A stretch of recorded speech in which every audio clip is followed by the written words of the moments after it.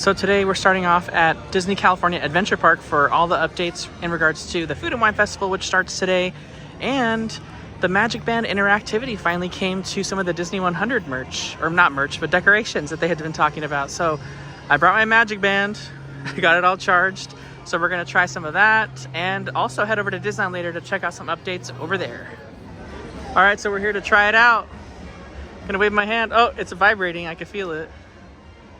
I just don't know where, I don't know where to swing it. So put your hand right there. No, because I felt it vibrate right here.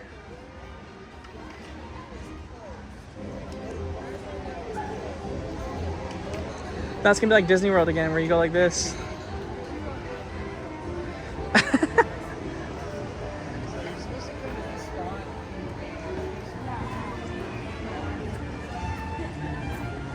All right, so I did trigger it a couple times. Oh, here we go.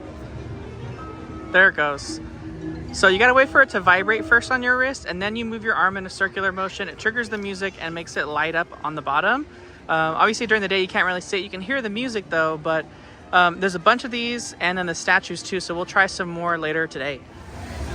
All right, so enough practicing with the Magic Band over there. We're gonna head into the main hub of the California Food and Wine Festival, grab our Sip and Savor pass, and get to tasting. And I think we're gonna go backwards and start over in LA style area, Hollywoodland, for those two booths after we grab that Sip and Savor. All right, so here's the Sip and Savor pass this year. It's got 8 tabs. It's $54 with Magic Key discount, $59 for regular guests. And it does come with 8 tabs. Food and Wine Festival has 8, and usually Festival Holidays has 8 as well. Lunar New Year's is the only one that has 6. So $54 for 8 tabs isn't bad at all. And they still have the tasting passport if you want to stamp that and get your tasting passport completed as you go through all the tastings. But we're gonna go ahead and start off first at Hollywoodland, the back of the park. So we're headed there first. All right, so a big change this year is they brought 2 booths from Food and Wine Festival over to this area. Normally, we only have one. Typically, it's LA style, but we've got the I Heart Artichokes booth here, as well as the LA style like we usually see. I'm for sure stopping at LA style because it has one of my favorite items returning from last California Adventure Food and Wine Festival, and I'm definitely getting another one this year. So let's go try some foods from over here. All right, so I got my 2 items. I got the artichoke pizzetta, which is artichoke, roasted garlic, cream, cheese, and sun-dried tomatoes, pickled onions, lemon, olive oil, drizzled, and microgreens. And then, of course, my favorite item, which was I was talking about last year, is the Impossible gyro-inspired naan bread. It has like naan bread, chipotle hummus. It has the Impossible meat. It has spicy chickpeas and then tzatziki sauce. This is for sure 10 out of 10 for me. I haven't tried this. This is a new item, so looking forward to it. This is from I Heart Artichokes and from LA Style. All right, so the items from LA Style and from I Heart Artichokes were great. Both were definitely ones I'd recommend. I'd probably use the tab on both those too because they're in the higher price of like the dollar range. So you'll get your money's worth on those. But next we're headed back to the main corridor to try some more of different items here along the parade route. All right, so this is the sweet corn paleta. It's similar tasting to like a sweet tamale. It has like dried corn on top. It has sour cream, tahini on top as well. And it's like a milk-based pop. So this is not vegan or something that I can have. So I'm gonna have Mondo try it and then I'll get his opinion on it. But this was like a one that had a pretty long wait. And I definitely recommend coming over here and trying it if you want to. Because this isn't an item they can just recreate throughout the day. So this is an item that could run out. So if this is something you want to try, get this earlier rather than later because there's a chance it might run out during the day. All right, so Mondo's gonna try it since I can't try it. Again, it's a sweet corn paleta. A lot of flavors, I'm sure. As weird as this sounds, you just want one bite of that. Definitely a share item then. Yeah, that's like something you share. There's just like 3 or 4 flavors battling each other. And it's not a blend. It's not like a marriage, you know, a flavor. Yeah. It's really, it's for me, it's 3 fire. Only from the aspect that like I would share that with somebody and not enjoy that fully. I feel like for a festival, especially food and wine, there's always items that are just worth a try. That's worth a try. Yeah, this is that like PB&J Mac that they have. Yeah, where you knew it wasn't going to be good, but it's worth a try. Yeah, and I recommend trying this. And this is not something you'd use your tab on. You'd want to pay for this one. Yeah, because it's too inexpensive to make it worth value for your $54. You're bang for your bucks on like the $8 or $9 item. Exactly. This one, just pay for it. All right, so 3 out of 5 for. But Mondo. share it. Share it. Share it. All right, this is from the Delish booth. This is the beef and barley poutine. It's potato bites with braised beef short rib, cheese curds, stout gravy, and a lager micro sponge on top. And then here is the Kenny's Family Cheesecake. I won't be trying this one, but I wanted to highlight it.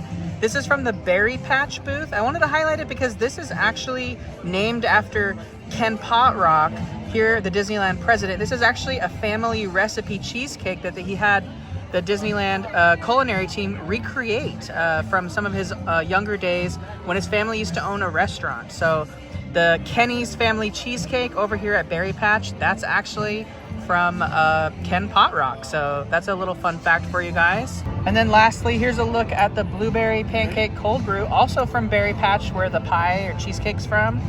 This is going to be Joffrey's Coffee and Tea Company, Mexico origin coffee, brown buttered, maple syrup, oat milk, and a blueberry sweet cream made with oat milk, vanilla syrup, blueberry syrup puree, and it has the cinnamon toast crunch on top. It's definitely a busy opening day here at Disney California Adventure Food and Wine Festival.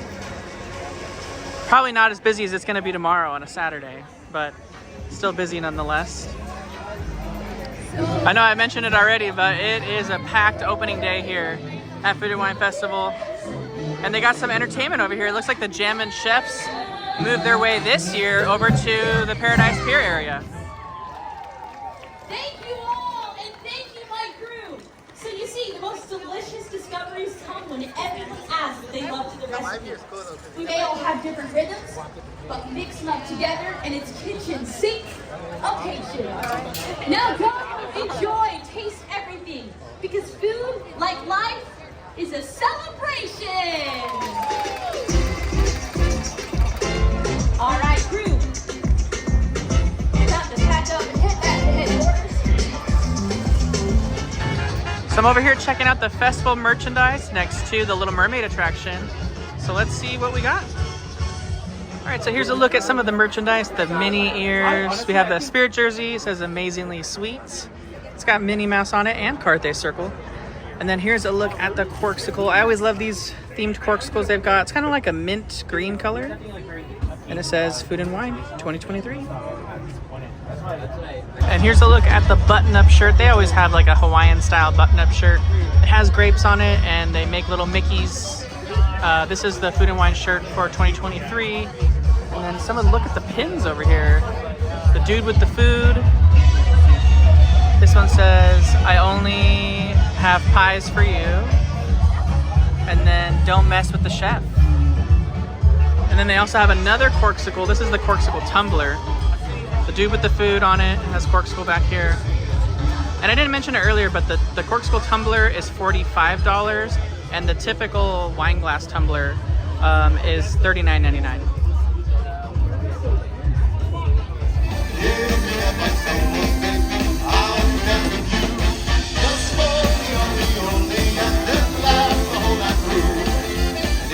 All right, so this is the Smoky Honey Habanero Chicken Wings over at the Cluckadoodle Moo booth. This is by the Golden Zephyr here off the main corridor. I'm interested to see how spicy these are. So, and again, this is one of the items from Cluckadoodle Moo. This is also the second item from the Cluckadoodle Moo booth. This is the barbecue beef brisket slider. So these two items over here from the Cluckadoodle Moo booth, right next to the Golden Zephyr attraction. All right, so during all the festivals, Paradise Garden Grill at the back of the Pixar Pier area is always a hit. Has some great items. This time, they do have some items I want to try, and they have 3 eligible items for Sip and Savor Pass. So don't forget to come over here if you have your Sip and Savor Pass. All right, here's one of the items I got at the Paradise Garden Grill. This is going to be the Gyro-inspired Impossible fries. It's got the Impossible ground beef on it again, the cauliflower cheese sauce, tomatoes, cucumbers, onions, tzatziki, and pita bread. So at this point, we're done with Food and Wine Festival. We're gonna start getting some updates now. But before I leave Disney California Adventure Park, I wanted to show you the latest on San Francisco Square. So they have some themed signage now on the closed areas. It says San Francisco Square Public Works Department, which is kind of a cool theming. But first, what we see, of course, is the Pacific Wharf Bridge being transformed into San Francisco Square Bridge with that iconic Golden Gate Bridge color scheme. And you can see the pylons now that we talked about before. They've got the footings ready and waiting for those brand new kind of giant arches on the bridge. And of course, on this way over here, we're already seeing the construction starting for the cerveceria over there attached to Cocina Cucamonga, which is ironically going to have a mix of Japanese beer and Mexican beer. Total mix mash of cultures there, but you know, San Francisco itself is kind of like that too. So it really brings life to that, really. And I've talked about it before for Pacific Wharf area. I really feel like this whole area has had an identity crisis for a while. With DCA 1.0, it kind of had a very cohesive, you know, San Francisco theme. You had the Mission Tortilla Factory, the Pacific Wharf area, the Fortune Cookery. It was all different. But after DCA 2.0, it just really lost its identity, and it was kind of like, what is this place? So I feel like San Francisco Square is going to really bring some amazing representation to the park, as well as a big, nice theme. And hey, I'm all for Baymax having his own meet and greet area, so love this. And of course, coming soon to this railing over here is going to be Port of San Francisco all lit up there as well too. And again, I can feel like we're going to have this bridge finish up really quickly here because, like I've talked about before, this is the holding water reservoir for Grizzly River Run, and it's coming up on spring break, so we're going to need that attraction open again soon. So I would imagine this bridge is going to be done ASAP. So probably within the next, before the month's even over, I would imagine this bridge is done. And with the bridge construction, obviously there's no access to Pacific Wharf area or San Francisco Square area from the Pixar Pier area or the main corridor. You have to walk all the way around to the Cars Land entrance, and you can kind of go through the back way by Ghirardelli. So we're headed that way to show you kind of another view, another perspective of the construction of San Francisco Square. And this is a change since the last time that we were here. They're actually working on the exterior of some of the buildings here. Now, from what we saw in the artwork, none of this really changed. They just kind of add some, you know, some Japanese writing to it, some Baymax kind of lanterns we saw. So probably definitely see the color change on all these buildings to a different color scheme. But nothing confirmed just yet. Disney only really shared kind of what's going on the port side and the Baymax meet and greet. So this is actually how you can only access the Pacific Wharf area right now. Well, also from Cars Land. So if you're coming out of Cars Land, you can pop in that way. And from the front half, you can park in over here. So you can still do the bakery tour for now. Ghirardelli, nothing's closed. The only closures really inside are at Cocina Cucamonga. They have kind of some of the windows closed as they work on the cerveceria. So we'll show you that. All right, so I just wanted to stop over here really quick because when Disney released all the artwork for San Francisco Square, this is actually going to be the space for the Baymax meet and greet. So this spot back here, they're going to kind of make it into Hito's garage sort of vibe.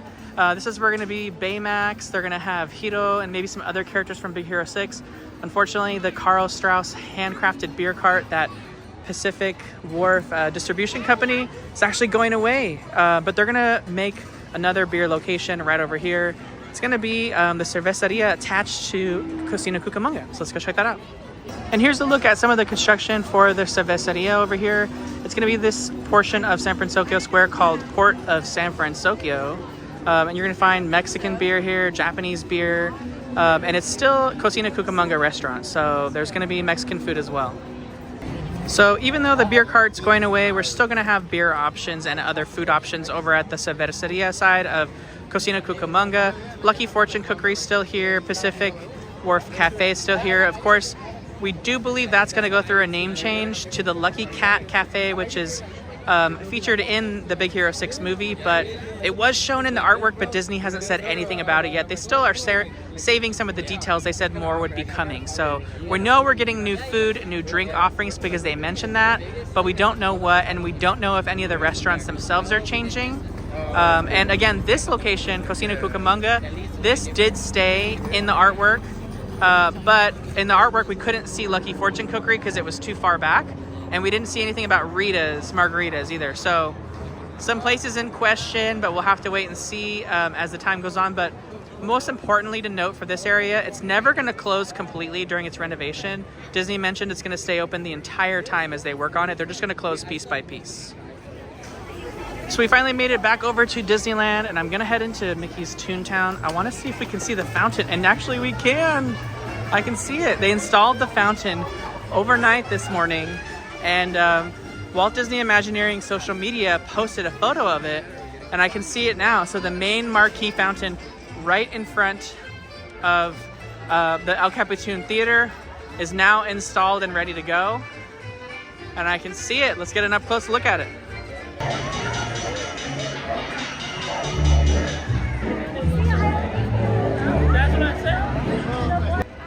So you can actually see the fountain on the backside over here. That's going to be the big tree in the new Toon Park location.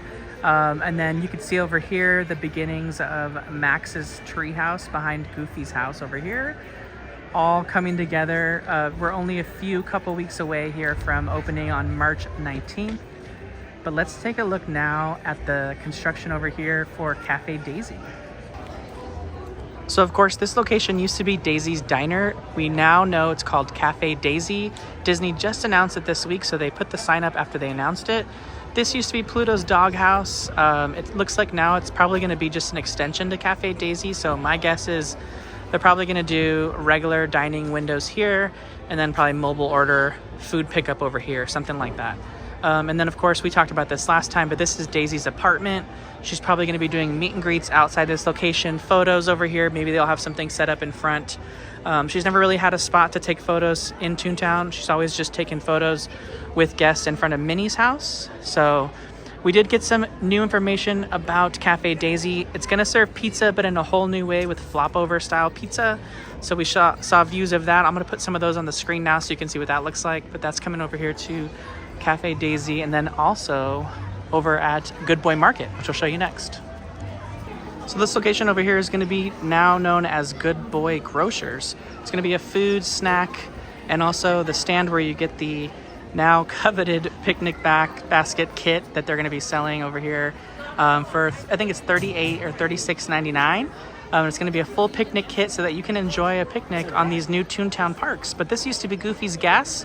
It's now going to be Good Boy Grocers. So fruit, snacks, all kinds of things. And here's a look at the tree behind Goofy's house. It's got some lanterns in it, potentially used for nighttime. I'm not sure, but this is the fountain that we just saw a peek of. So this is that fountain that was popping over the top there.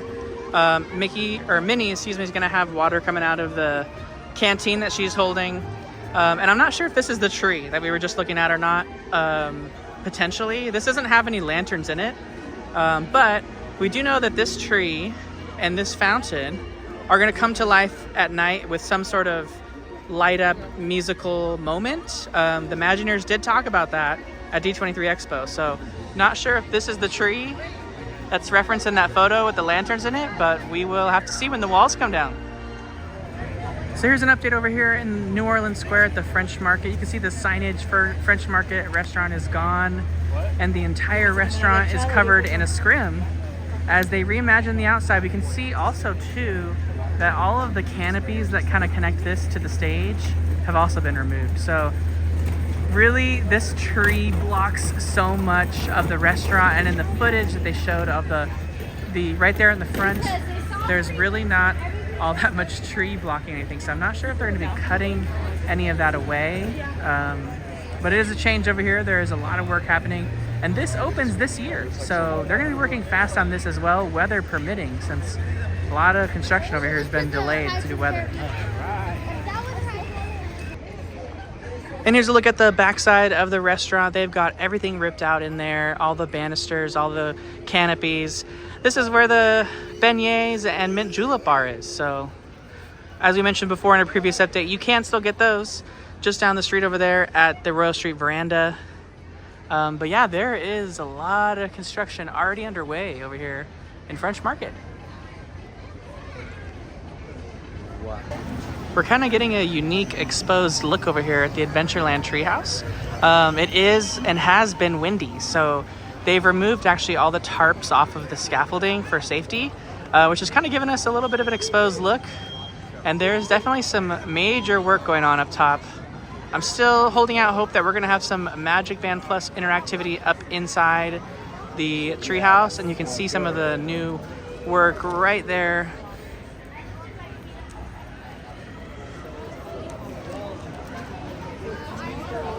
It's definitely shaping up. No word on anything in regards to when this is coming. Not even sure if it's coming this year. Next, I wanted to highlight something special happening for Disney 100 over at Carthay Circle Restaurant. They're actually featuring the Walt Disney's Academy Award Oscar that was specially made for Snow White and the Seven Dwarfs when it won its Oscar. And it's on loan from the Walt Disney Family Museum in San Francisco, only for a limited time and for the Disney 100 celebration. So go check it out. It's actually a special Oscar that has 7 little mini Oscars with it that was given to Walt Disney himself. This is not from the Disney Archives. This is from the Walt Disney Family Museum in San Francisco, so it won't be here for long. So definitely check it out if you're visiting during this celebration, and they didn't mention how long it was going to be there. All right, so I wanted to bring your attention to this because not everyone knows that you can use your Sip and Savor Pass on those fancy special edition churros that they've got going on for Food and Wine Festival. So like I showed before, this is the pineapple coconut churro with pineapple sugar, pineapple topping, coconut cream icing, and toasted coconut. And this is over here at Willie's Churro Cart, which is right over here next to Soarin' over California right now. And this is $6.75, but you can also use your Sip and Savor Pass. Don't forget that this is an option, because I always do. So it's a great option to have a dessert, and it's a lot bigger of a dessert portion than most of the dessert options at the booths. Well, that wraps up this Disneyland update video and a little bit of a food and wine overview as well too for this particular video update. Thanks so much for watching. If you haven't already, please go ahead and hit that like button on the video, and also leave a comment below with maybe some items you're looking forward to try at Food and Wine Festival if you're planning on going. And if you haven't already, also please consider subscribing to the channel for more videos and more content. And I also have a podcast called the 5571 Podcast, which you can subscribe to, where I also went over my top picks for Food and Wine Festival. So definitely check that out. Thanks so much for watching, and we'll see you on the next one.